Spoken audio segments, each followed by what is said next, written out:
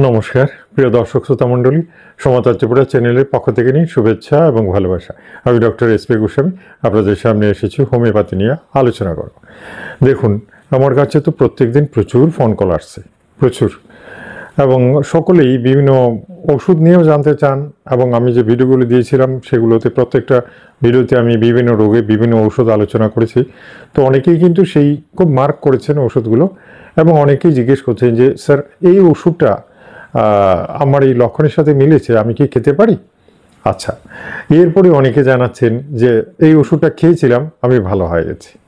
তারপরে অনেকেই জানাচ্ছেন যে যে রোগে যে ওষুধটা বলেছেন, আপনি তো বিভিন্ন ভিডিওতে বিভিন্ন ওষুধ বলেছেন, একই রোগ কিন্তু ওষুধ বলেছেন অনেকগুলো। তো অনেক ধরনের প্রশ্ন আমাদের কাছে আসছে এবং প্রত্যেকটারই উত্তর আমি দিচ্ছি, প্রত্যেককেই বুঝিয়ে দিচ্ছি কি করতে হবে। দেখুন, সবচেয়ে বড় কথা হচ্ছে হোমিওপ্যাথি চিকিৎসা কিন্তু অ্যালোপ্যাথির মতো নয়। অনেকে গুলিয়ে ফেলেন, অনেকে ভাবেন বোধহয় অ্যালোপ্যাথির মতোই ওষুধগুলো খেতে হয় এবং সেভাবেই সেরে যায়। ম্যাক্সিমাম লোকের এটাই ধারণা যে এটা অ্যালোপ্যাথি চিকিৎসার মতোই ওষুধগুলো সেভাবেই খেতে হয়, কিন্তু এক ফোঁটাও সেরকম না। অ্যালোপ্যাথি পদ্ধতিটাই আলাদা আর হোমিওপ্যাথি পদ্ধতিটাই আলাদা। হোমিওপ্যাথি হচ্ছে সেল ট্রিটমেন্ট। আপনারা তফাৎটা বুঝুন। অ্যালোপ্যাথি যেমন ট্যাবলেট বা অন্যান্য জিনিস যেগুলো স্টমাকে যেতে হয়, খাওয়ার পরে স্টমাকে যেতে হয়, সেখান থেকে তার সার্কুলেট হয়ে যা শরীরে যা প্রতিক্রিয়া হবার সেটা হয়ে থাকে, এফেক্ট যেটা হয়ে থাকে। আর হোমিওপ্যাথিতে ম্যাক্সিমাম যেগুলো পটেন্সি অর্থাৎ শক্তিকৃত ঔষধ যেগুলো বলা হয়, স্থূল নয়, সেগুলো ম্যাক্সিমামই এই জিহ্বাতে দু এক ফোঁটা পড়লেই হয়ে গেছে। সেটা স্টোমাকে আর যাওয়ার সুযোগ কোথায় বলেন তো? এক ফোঁটা ঔষধ সেটা জিহ্বার মধ্যেই থেকে গেল। আসলে ব্যাপারটা হচ্ছে কি, ইলেকট্রনিক একটা ইয়ের মতো, কানেকশনের মতো, জিহ্বার থেকে সমস্ত শরীরের বিভিন্ন নার্ভে, সেলে মেসেজ পৌঁছে দেওয়া। এটাই হচ্ছে হোমিওপ্যাথি ওষুধের কাজ। আর সেটাই দেখা গেছে এই প্রক্রিয়াতেই আমাদের দেহের সমস্ত রোগ ব্যাধি ভালো হয়। আপনারা দেখেছেন তো। কোনো কোনো ক্ষেত্রে স্থূল ওষুধ যেগুলো অর্থাৎ অ্যালোপ্যাথির মতো যেগুলো তৈরি হয়েছে, অর্থাৎ প্রত্যেকটা ওষুধের প্রথম যে মাদার লিকুইড যেটা তৈরি হয়, 1x3x বা মাদার যেটাকে আমরা বলি, হ্যাঁ, যেটাকে বলা হয় মানে ঔষধের প্রথম অবস্থা হোমিওপ্যাথিতে, সেটা কিন্তু স্থূল ঔষধ। এটাকে বলতে পারেন যে অনেকটা অ্যালোপ্যাথি ওষুধের মতো, অর্থাৎ কিনা সেটা স্টোমাকেই যায় এবং স্টোমাক থেকে ছড়িয়ে পড়ে। কিন্তু একটা কথা মনে রাখবেন যে হোমিও চিকিৎসা বিজ্ঞানটা তৈরি হয়েছে পটেন্সি মুখ্যত সেটাই। স্থূল ওষুধ যেগুলো যেমন মাদার টিনচার, সেগুলোর অ্যাকশন কিন্তু খুব দ্রুত হয়, অর্থাৎ অ্যালোপ্যাথির মতো সাথে সাথেই হবে, কিন্তু স্থায়ী হবে না। অর্থাৎ কিনা সে হয়তো একদিন, 1 ঘন্টা, 2 ঘন্টা, 5 ঘন্টা, 15 দিন, 10 দিন তার অ্যাকশন থাকবে, কিন্তু এরপরে সে বিদায় নেবে শরীর থেকে, যেমন অ্যালোপ্যাথিতে যেমন হয় থাকে।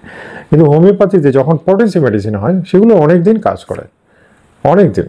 হাইপোটেন্সি তো আর বলে লাভ নেই, অনেক দিন, দীর্ঘদিন সে শরীরে একই তার স্থায়ী রাখবে, অ্যাকশনটা স্থায়ী রাখবে। আর মাদার টিনচারের ইয়েটা তাড়াতাড়ি চলে যায়। তো অনেক সময় আমরা যেটা করে থাকি যে প্রথম রোগী যখন এলো কোনো একটা লক্ষণ নিয়ে, তখন সেখানে অনেক সময় মাদার টিনচার দিয়ে পরীক্ষা করা হয়।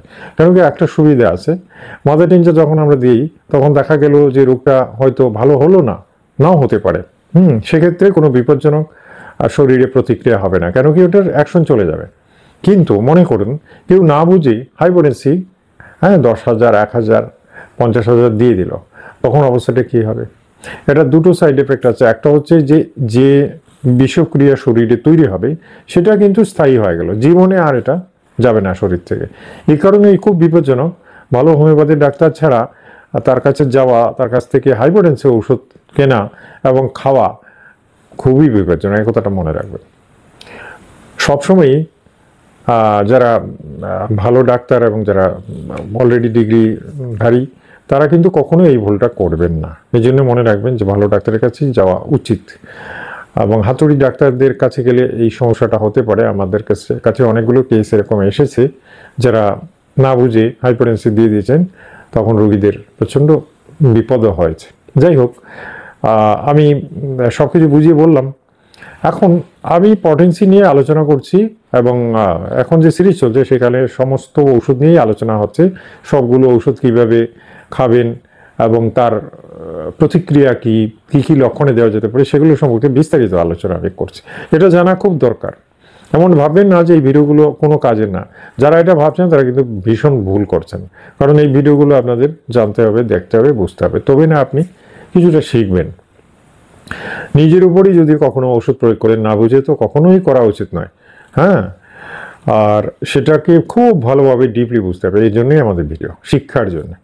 আসুন, আজকে যে ওষুধটা আমি বেছে নিয়েছি এটা দারুণ একটা মেডিসিন, আমি বলবো দারুণ মেডিসিন। কেন কি আমি বলছি, বুঝতে পারবেন যে এই ওষুধটা কত দরকারি, কত দরকারি। অলরাউন্ডার বলতে পারেন, মানে অনেকগুলো রোগের সে কাজ করে। ম্যাক্সিমাম হোমিওপ্যাথি ওষুধ কিন্তু অনেকগুলো রোগের কাজ করে। এমন নয় যে পার্টিকুলার একটা রোগ নিয়েই সে কাজ করে, মানে একটা রোগী সারায় বাকি সারায় না, এটা হয় না। হোমিওপ্যাথি ওষুধের একটা বড় মজা এটাই যে একসাথে সে অন্তত 4, 5টা, 6টা, 10টা ওষুধে মানে রোগের বিরুদ্ধে লড়াই করতে পারে, এবং সে সেগুলো প্রত্যেকটাতে গুড রেজাল্ট দেখায়। এজন্যই আমরা যেগুলো ওষুধ, আমি যেগুলো আলোচনা করছি, সেগুলো ভুল করে যদি কেউ খেয়ে নেয় কিচ্ছু হবে না, মানে প্লাস পয়েন্টই হবে, মাইনাস পয়েন্ট খুব কম হবে। বুঝতে পারছেন তো? আসুন, আজকের যে ওষুধটা আমি নির্বাচন করেছি সেটার নাম হচ্ছে কোষ্টিকাম। কোষ্টিকাম ওষুধটা অনেকেই জানেন, অনেকেই শুনেছেন, বিশেষ করে অনেকের হয়তো গলা ব্যথা হয়েছে বা অন্যান্য অনেক কিছুই আছে টুকটাক, তাদের ক্ষেত্রে ডাক্তারবাবু বলেই দিয়েছেন যে কোষ্টিকাম খান।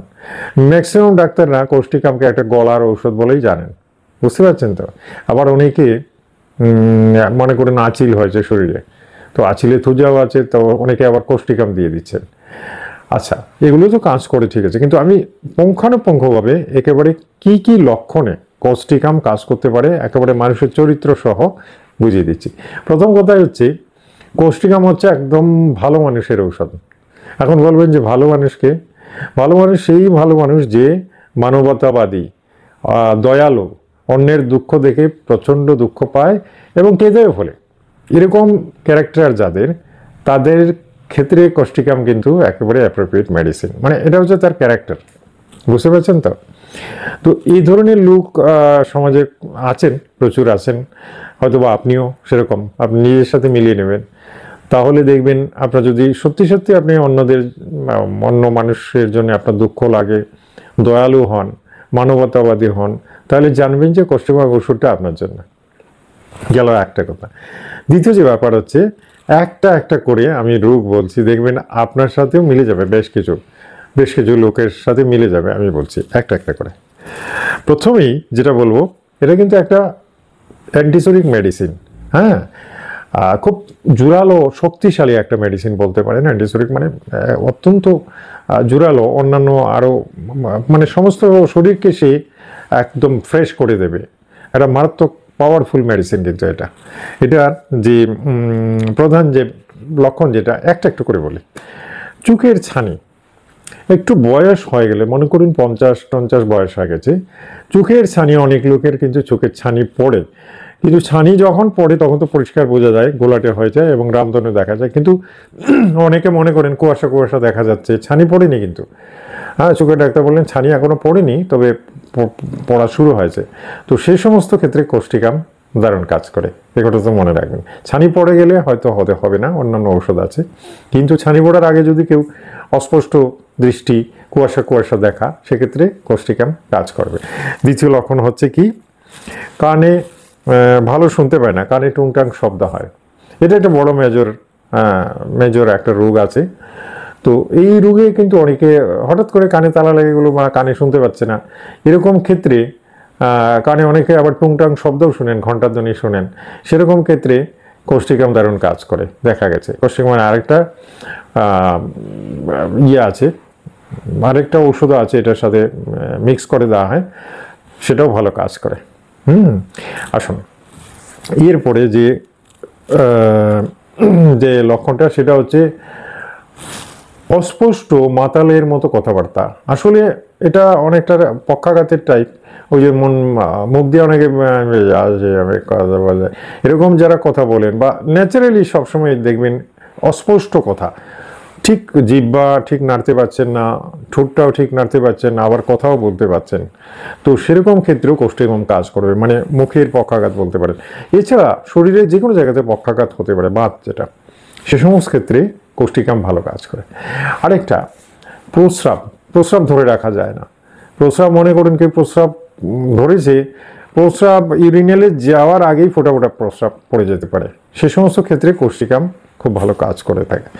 আসুন, আরও আছে, দাঁতের মাড়ি ফুলে রক্ত পড়ে, তো সেক্ষেত্রে তো বুঝতেই পারছেন ইনফেকশন হয়ে গেলে পরে, তো মাড়ি ফোলার পরে যদি রক্ত পড়ে, তো সেক্ষেত্রেও কোষ্ঠিকাম ভালো কাজ করে দেখা যাচ্ছে, যদিও সেখানে আমরা মার্কসোল, ভ্যালেডোনার এগুলো দিয়ে থাকি। তারপরে আমরা বলবো যে কোষ্ঠিকাম এখানে কাজ করে থাকে। তার সাথে যদি ওই লক্ষণগুলো থাকে আপনার ক্যারেক্টার, তাহলে দেখবেন কোষ্ঠিকামে আগে ফল পাবেন মার্কসোলের আগেও। বুঝতে পারছেন তো?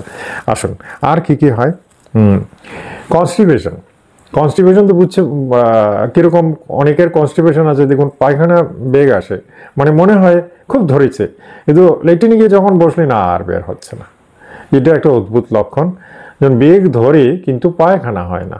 অনেকেই বলেন যে পায়খানা তো বেগ ধরলো, গেলাম, ইচ্ছে হলো না, যদি বা সামান্য অল্প হলো, চলে এলাম। এই যে লক্ষণগুলি, এখানে কিন্তু কোষ্ঠিকাম ভালো কাজ করে। আসুন,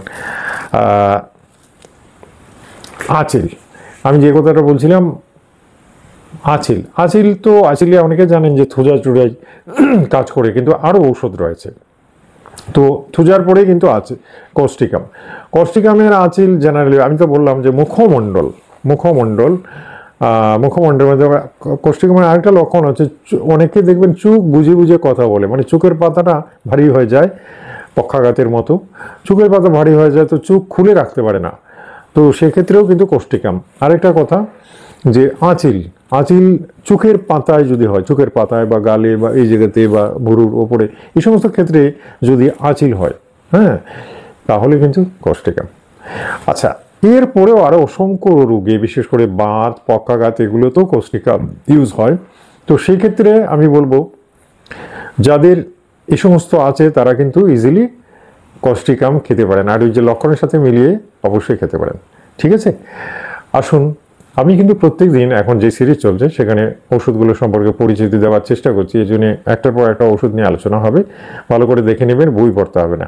এগুলো থেকে মোটামুটি মুখ্য যে লক্ষণগুলো সেগুলো নিয়ে আমি আলোচনা করছি। ঠিক আছে? আরও লক্ষণ আছে, কিন্তু এগুলো ডিপে যেতে হবে, এই ছোট্ট ভিডিওতে সেটা সম্ভব। আমার চ্যানেলে আজকে যারা এই প্রথম এলেন, চ্যানেলটাকে অবশ্যই সাবস্ক্রাইব করে নিন, বেল আইকনটা টিপে দিন, যাতে প্রত্যেকদিন আপনার মোবাইলে আমার ভিডিওটা চলে যায়। আর এই ভিডিওটা ভালো লাগলে একটা লাইক দেবেন, এটা আমার রিকোয়েস্ট। ঠিক আছে? আত্মীয় বন্ধুদের এই ভিডিওটা শেয়ার করুন, যাতে তারাও উপকৃত হয়। ঠিক আছে? আগামীকাল আরেকটা খুব মূল্যবান মেডিসিন নিয়ে কিন্তু আলোচনা করছি, অবশ্যই ভিডিওটা দেখবেন, আমন্ত্রণ জানাচ্ছি। ঠিক আছে? তাহলে আগামীকালকের জন্য বিদায় চাইলাম। নমস্কার, ধন্যবাদ।